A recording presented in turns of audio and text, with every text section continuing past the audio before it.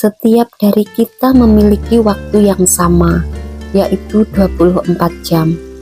Tapi, setiap dari kita memiliki cara yang berbeda dalam mengelola waktu tersebut. Sebagian orang menggunakan waktu tersebut untuk bekerja dan berusaha mewujudkan apa yang menjadi cita-cita serta harapannya. Sebagian orang lainnya menggunakan waktu untuk bermalas-malasan, dan sebagian lagi sibuk menunda seolah ia adalah orang yang memiliki waktu yang paling lama. Dari 24 jam waktu yang kita miliki tersebut, kita harus memutar kesehatan, kenikmatan, uang, kesenangan, penghargaan, dan evolusi dari batin keabadian kita. Demikian Arnold Bennett mengungkapkan. Kita juga harus menggunakan waktu yang tepat dan efektif untuk mendapatkan hal-hal yang bermanfaat untuk hidup kita, membuat skala prioritas dalam 24 jam waktu yang kita miliki akan membantu kita mewujudkan dan melakukan hal-hal yang seharusnya kita lakukan setidaknya dalam satu hari. Dimulai sejak pagi hari. Banyak orang sukses yang tidak pernah menyia-nyiakan waktunya di pagi hari. Waktu pagi dinilai sebagai waktu terbaik untuk memulai aktivitas, memberikan afirmasi yang positif bagi diri sendiri, dan membentuk mindset yang lebih baik untuk menghadapi setidaknya berbagai aktivitas yang akan kita kerjakan selama 24 jam ke depan. Sheikh Al-Ghamidi merupakan salah satu tokoh muslim yang cukup terkenal pada masa Nabi Muhammad SAW. Dalam sebuah riwayat disebutkan bahwa Syekh Al-Ghamidi merupakan seorang pedagang yang terkenal kaya raya. Ia selalu memulai waktunya sejak pagi dengan mengirimkan dagangannya dan mulai berjualan.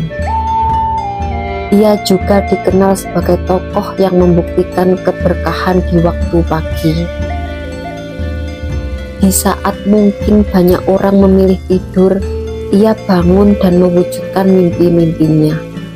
Itulah mengapa waktu terbaik yang kita miliki dimulai sejak pagi hari. Kemudian ada seorang tokoh kenamaan, Richard Branson, pengusaha sukses yang mendirikan 360 perusahaan di bawah naungan bendera Virgin Group. Memiliki kebiasaan bangun pukul 5 pagi. Dilanjutkan dengan olahraga dan berkumpul dengan keluarga. Baginya, olahraga dan berkumpul bersama keluarga di pagi hari akan membuat pikirannya jernih sebelum masuk kepada pekerjaannya. Ada juga pejabat eksekutif tertinggi dari Walt Disney Company, Robert Alan Iger, selalu bangun pukul 4:30 pagi setiap harinya. Baginya, pagi hari menjadi waktu yang tepat untuk mengisi daya dalam dirinya. Ia juga melakukan kegiatan kecil seperti berolahraga, membaca koran, menonton acara TV, atau membuka internet. Melihat banyak orang sukses dari generasi ke generasi yang tidak pernah menyia-nyiakan waktunya di pagi hari, memulai hari dengan bangun pagi, lalu melakukan aktivitas kecil yang menyenangkan, seharusnya sudah cukup membuat kita yakin bahwa baik buruknya hari itu ditentukan oleh apa yang kita lakukan ketika pagi hari. Steve Jobs bahkan memulai paginya dengan mengulang pertanyaan yang sama setiap pagi. Jika hari ini adalah hari terakhir dalam hidupku, apakah yang aku lakukan ini akan sama dengan yang aku lakukan untuk hari terakhir dalam hidupku? Jika dirinya menjawab pertanyaan tersebut dengan jawaban tidak, maka ia perlu melakukan perubahan. Sosok pendiri Apple ini termasuk orang yang memiliki kebiasaan bangun pagi setiap harinya. Pertanyaan yang ia lontarkan setiap pagi itu adalah caranya mengukur apakah setiap harinya ia sudah melakukan hal-hal yang lebih baik dari hari sebelumnya. Apakah kita juga bisa melakukan hal tersebut? Tentu, kita bisa memulai pagi dengan pertanyaan maupun aktivitas kecil yang membuat kita bahagia. Untuk generasi kita yang begitu dekat dengan gadget, kuncinya adalah hindari membuka media sosial di pagi hari. Kita bisa membuka gadget untuk membaca berita hari ini, mengecek email, atau membuka afirmasi positif yang memiliki dampak yang cukup baik jika kita mengucapkannya setiap pagi. Namun, hindari membuka media sosial di pagi hari. Kita bisa menggunakan waktu pagi yang segar untuk berolahraga, meditasi, membaca buku, membaca koran, atau berkumpul dengan keluarga untuk menikmati sarapan. Kita bahkan bisa membuat pertanyaan kita sendiri seperti, apa yang akan aku lakukan hari ini? Kita bisa melihat jadwal yang sudah kita buat sebelum tidur, atau jika belum ada, kita bisa menuliskan hal apa saja yang akan kita lakukan setidaknya dalam 24 jam ke depan. Bisa juga kita melontarkan pertanyaan, apakah aku benar-benar akan melakukan hal ini hari ini? Pertanyaan ini akan membantu kita untuk meyakinkan diri sendiri ketika kita menghadapi sesuatu yang membuat kita dilema. Misalnya, ketika hari itu kita harus mengajukan cuti, menghadap bos, atau yang lainnya. Dengan melontarkan pertanyaan-pertanyaan sederhana ini, maka akan membentuk keyakinan kita melakukan hal yang harus kita lakukan dalam membuat target-target baru yang lebih baik lagi dari kemarin. Rencana dan skala prioritas yang kita buat sejak pagi. Membuat skala prioritas dan rencana akan membantu kita untuk memanajemen waktu, setidaknya dalam 24 jam yang kita miliki atau selama satu hari. Di sini kita bisa menyusun hal-hal yang harus kita lakukan sejak bangun di pagi hari hingga ketika kita hendak kembali tidur di malam hari. Membuat rencana dan skala prioritas sebenarnya paling baik dilakukan sebelum tidur, supaya terekam di alam bawah sadar sehingga ketika esok pagi tiba, kita tinggal membuka kembali dan memulainya. Saat membuat rencana dan skala prioritas, hindari untuk membuatnya di ponsel. Ini akan membuat kita untuk membuka ponsel di pagi hari, dan jika tidak kita batasi. Kerap kali yang terjadi kita justru memanjakan diri dengan mengatakan, buka medsos bentar, 5 menit aja gitu. Stop ya sobat online, ini bukan kebiasaan yang baik meski hanya 5 menit.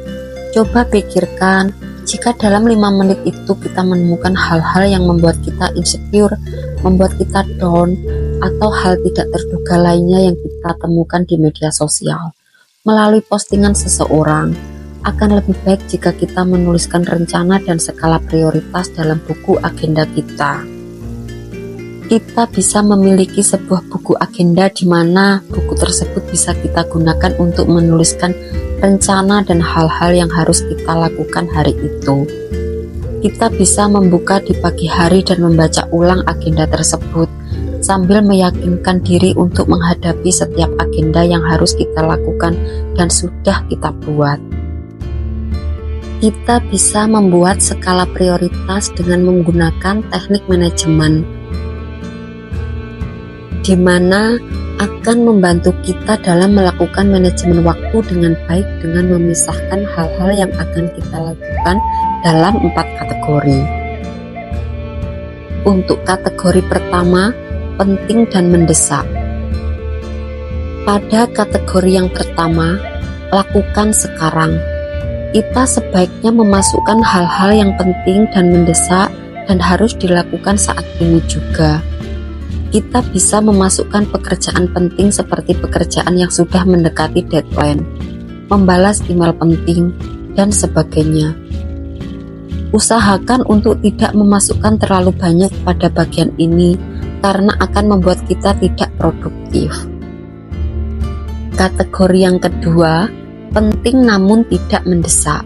Pada kategori kedua ini, kita bisa memasukkan tugas atau pekerjaan yang penting, bisa kita cicil secara bertahap, sehingga meskipun tidak mendesak, kita tetap harus menentukan target penyelesaian, sehingga pekerjaan dapat berjalan sesuai rencana. Pada tugas atau pekerjaan yang masuk ke kuadran ini, hal yang patut diwaspadai adalah budaya menunda-nunda. Terkadang kita berpikir, masih lama, nanti ajalah. Jika kita membiasakan untuk menunda seperti ini, maka saat tenggang waktu sudah dekat, kita bisa keteteran ya. Untuk itu penting bagi kita untuk menerapkan istilah lebih cepat lebih baik. Untuk kategori yang ketiga, mendesak namun tidak penting. Pada kategori ketiga ini, kita bisa memasukkan hal-hal yang tidak penting namun harus tetap dikerjakan. Contohnya, kita harus melakukan follow up jadwal rapat melalui telepon atau email, berkumpul dan berdiskusi dengan rekan kerja atau teman kuliah atau hal-hal yang lain. Kita juga bisa menanyakan ke diri sendiri, apakah pekerjaan ini bisa kita delegasikan ke orang atau partner kerja. Jika tidak, maka kita bisa melakukan pekerjaan setelah menyelesaikan pekerjaan yang penting dan utama. Waktunya pun perlu kita sesuaikan dengan kapasitas waktu yang kita miliki. Untuk kategori yang keempat, tidak penting dan tidak mendesak. Kategori keempat ini adalah kategori yang paling menjebak dan membuat kita berlama-lama bertahan di tempat tersebut. Bahkan membuat kita lupa bahwa kita harus melakukan banyak hal untuk pekerjaan kita.